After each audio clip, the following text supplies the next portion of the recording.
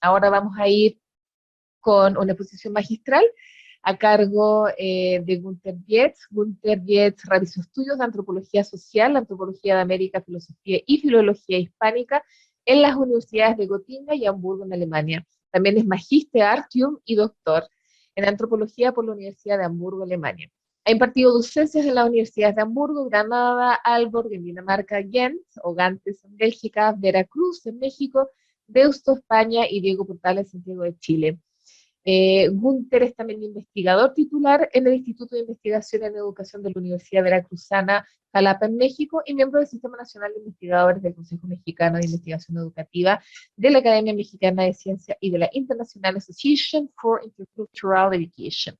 Le damos entonces la bienvenida a esta exposición magistral. Buenos días, buenas tardes.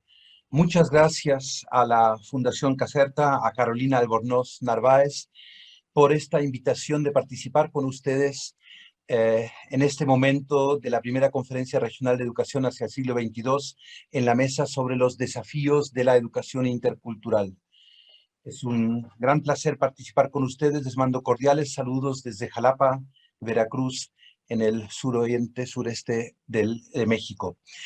Los desafíos de la educación intercultural se refieren sobre todo al tratamiento de la diversidad por parte de los sistemas educativos contemporáneos.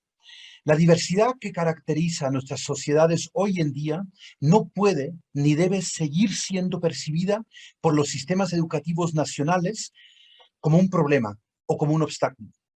Políticas educativas obsoletas, asimiladoras o segregadoras, de origen decimonónico incluso, siguen imperando en la imposición de un modelo educativo pensado como único, desde arriba y desde afuera de los contextos escolares, de los contextos reales, concretos y cotidianos. La gran diversidad de diversidades culturales, étnicas, lingüísticas, de género, de identidad sexual, de cosmovisiones y religiones, de edades y de clases sociales, esa diversidad es una característica inherente a toda sociedad contemporánea. Los sistemas educativos nacionales tienen que aprender a aprovechar la diversidad como un recurso de aprendizaje, como un método de enseñanza, como un enfoque intercultural transversal que deberá atravesar todos los niveles y subsistemas, todas las edades y regiones atendidas por la educación tanto escolar como extraescolar. No problematizarla o estigmatizarla como sigue ocurriendo. Como ustedes saben, la educación intercultural en América Latina surge a partir de las luchas de las organizaciones indígenas, de los pueblos afrodescendientes, por obtener un reconocimiento de una educación propia, o por lo menos de una educación apropiada en sus respectivos contextos.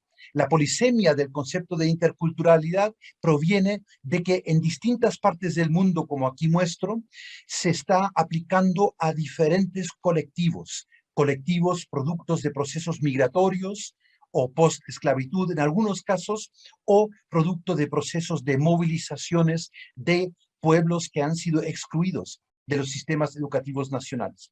En este sentido, la educación indígena como antecedente a la educación intercultural tiene un cierto paralelismo con la educación especial como antecedente a la educación inclusiva.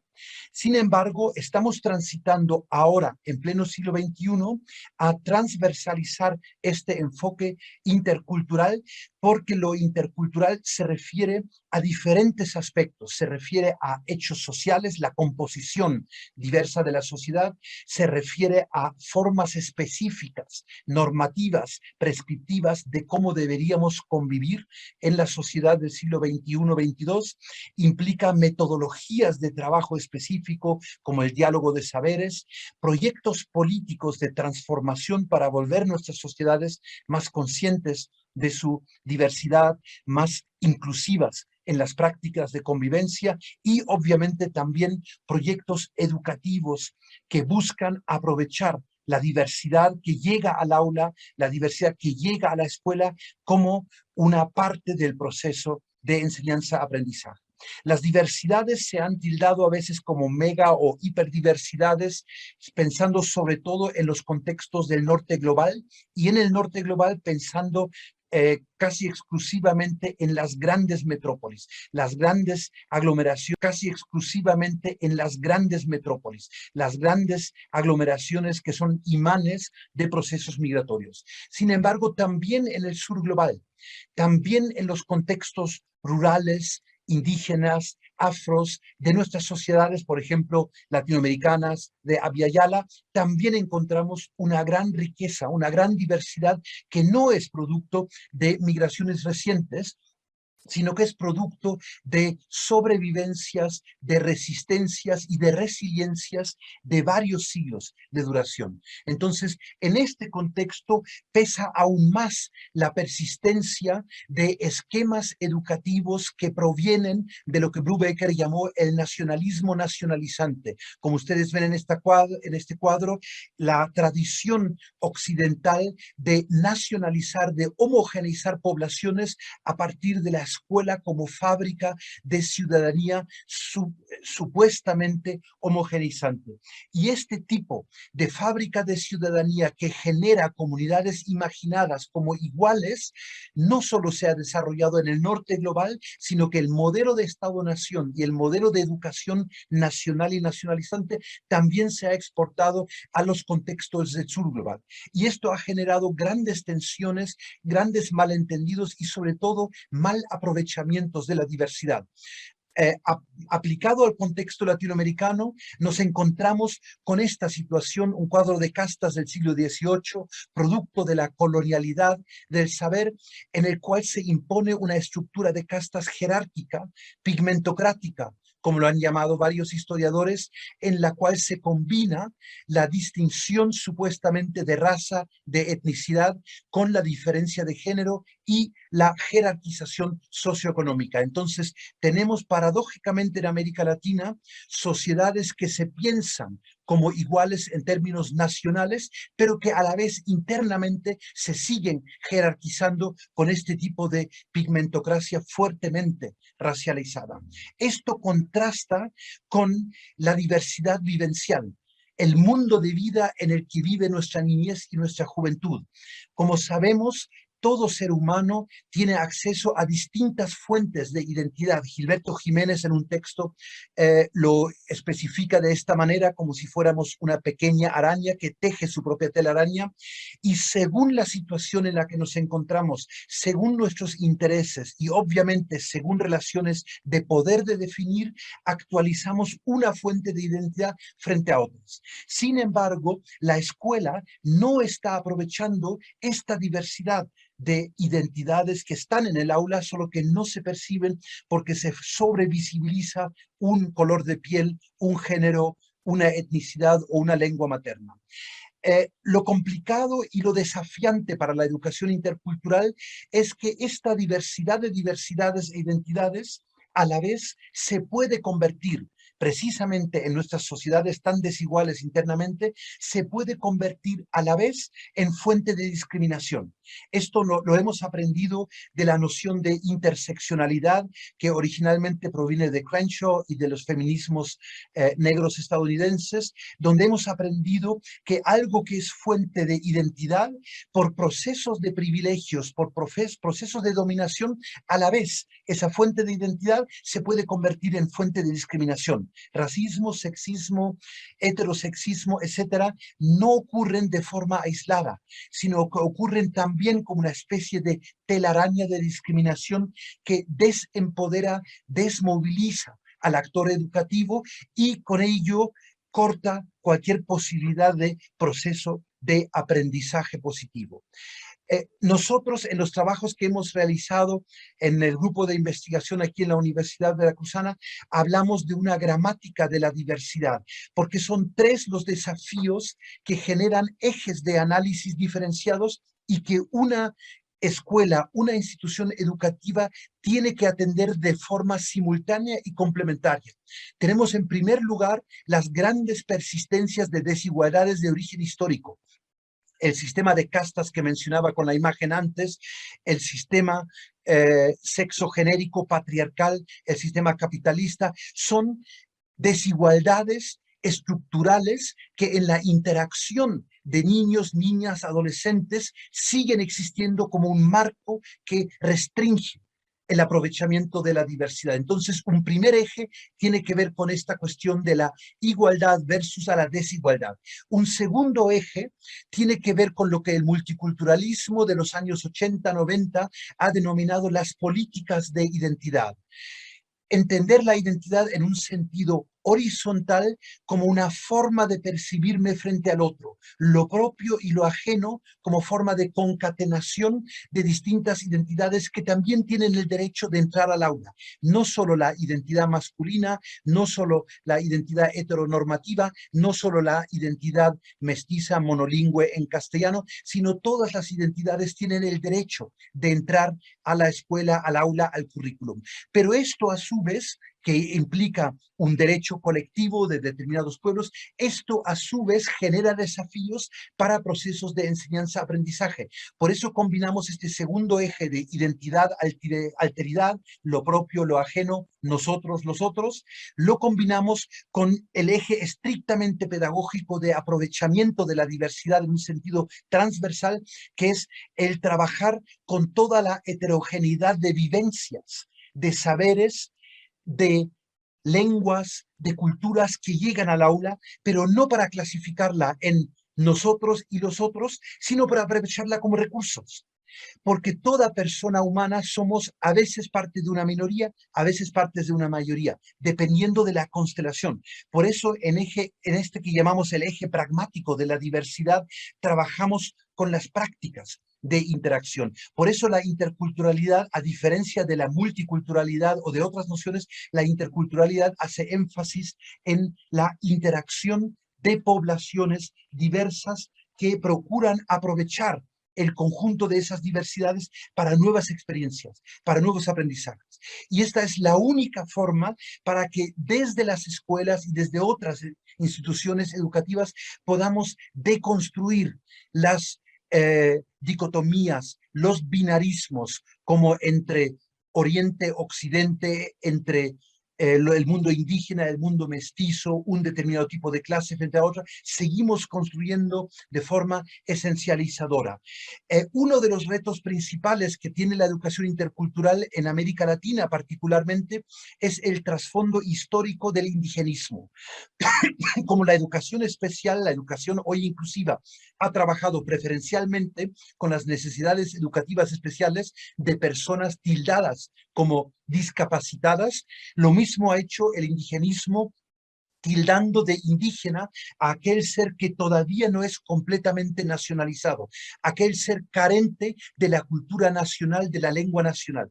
El indigenismo tiene una terrible historia de utilizar las lenguas originarias, como ustedes ven aquí en el caso purépecha en el occidente de México, años 60 del siglo pasado, donde se utiliza de forma transitoria, de forma segregadora la lengua originaria del alumno de la alumna para transmitir contenidos que no son indígenas, sino que son mestizos. Nadie en esa época compraba en este tipo de tiendas y le demuestras a la persona hablante de la lengua que tu lengua materna solo sirve para alfabetizarte en ella, pero después la tienes que abandonar.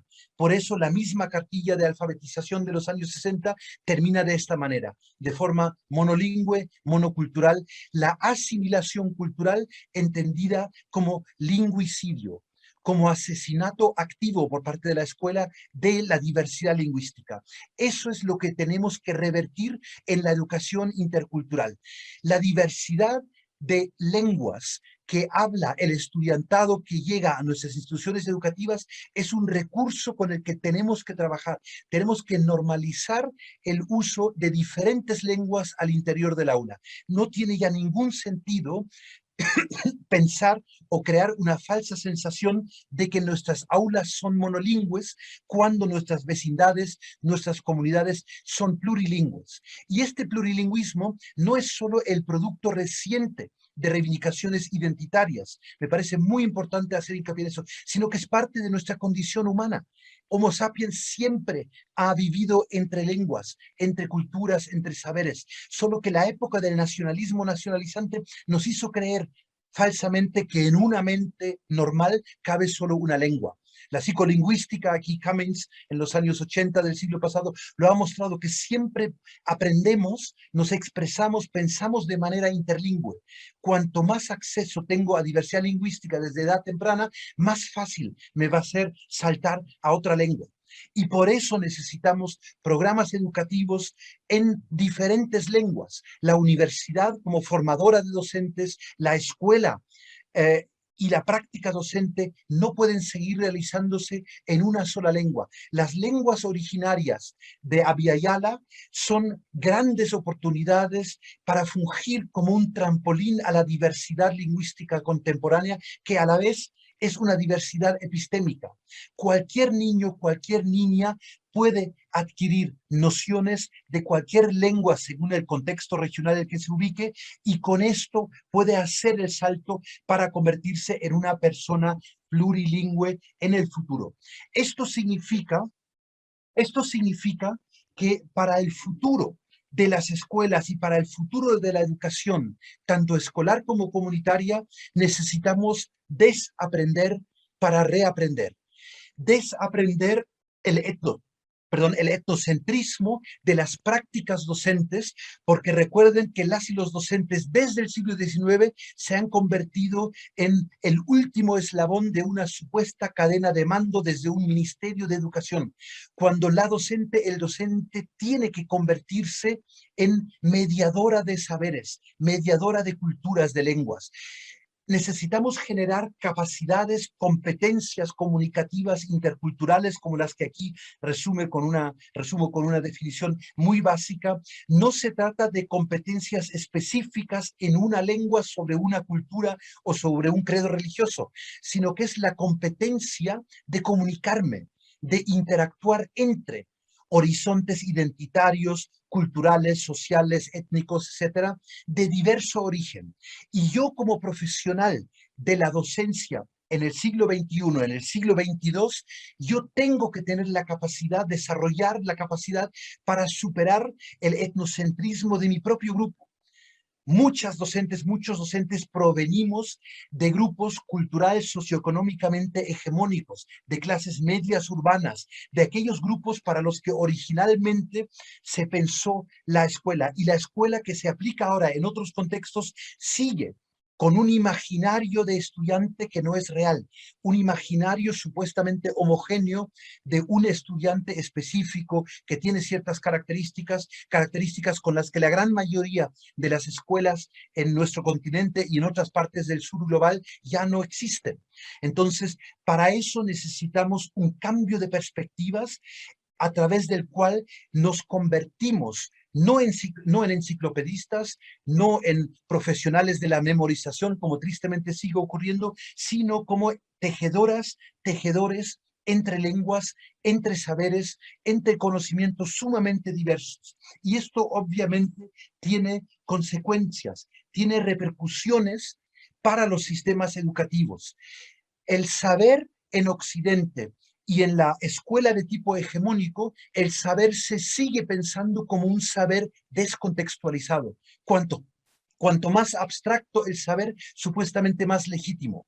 Cuando en las comunidades, en el mundo de vida real, los saberes son saberes haceres, son saberes poderes, son saberes aplicados. La escuela descontextualiza en vez de permitir aprendizajes significativos desde abajo, aprendizajes inductivos desde los contextos en los que nos criamos, en los que nos desarrollamos. La pandemia en este sentido ha sido una gran lección de desescolarización forzada que nos da ahora la oportunidad de entrar al siglo XXI, de entrar al siglo XXII con una noción de escuela en sus territorios, una escuela pensada y una función docente pensada desde abajo hacia arriba, desde la adquisición de conocimientos, desde los aprendizajes del propio estudiantado y no desde el currículum oficial. Entonces, esto nos obliga en la formación docente a la que contribuye la educación intercultural de manera transversal, dejar de pensar en la interculturalidad como una materia, dejar de pensar en la interculturalidad como un objeto, sino la interculturalidad es una forma de combinar procesos docentes con procesos necesariamente de investigación, indagación del entorno y con procesos de transformación a partir de una vinculación con ese medio. Por eso la formación de maestras y maestros del futuro tiene que ser una formación que entreteje continuamente momentos docentes áulicos, momentos investigativos, tanto áulicos como extraáulicos, como estos momentos de vinculación comunitaria. Seremos, en el sentido de la educación intercultural, gestores de aprendizajes porque traducimos, porque interpretamos entre diferentes saberes. La escuela se vuelve más pertinente, más contextualizada y más territorializada cuando logra generar esta comunidad de aprendices, tanto docentes como estudiantes, aprendices que se vinculan continuamente con saberes académicos y saberes contextuales extraacadémicos. Y para eso, la diversidad de diversidades proporciona insumos para trabajar de una forma diversificada, con mallas metodológicas, mallas curriculares basadas en itinerarios metodológicos, dejando atrás el enciclopedismo de un supuesto saber académico. Los saberes hoy en día son oblicuos, están en todas partes. Internet siempre sabrá más que mi propia pequeña cabecita. Entonces, yo como profesional de la docencia en el sentido intercultural transversal, soy esa persona que busco diferentes saberes y con eso genero pertinencia, genero identidad y genero respeto a la diversidad como condición para convertir nuestras sociedades más inclusivas, más pacíficas y de convivencia, en el sentido de una convivialidad que tanto nos ha faltado en estos tiempos de pandemias. Muchas gracias por su atención. Muchísimas gracias, Gunter Dietz, por esta tremenda exposición.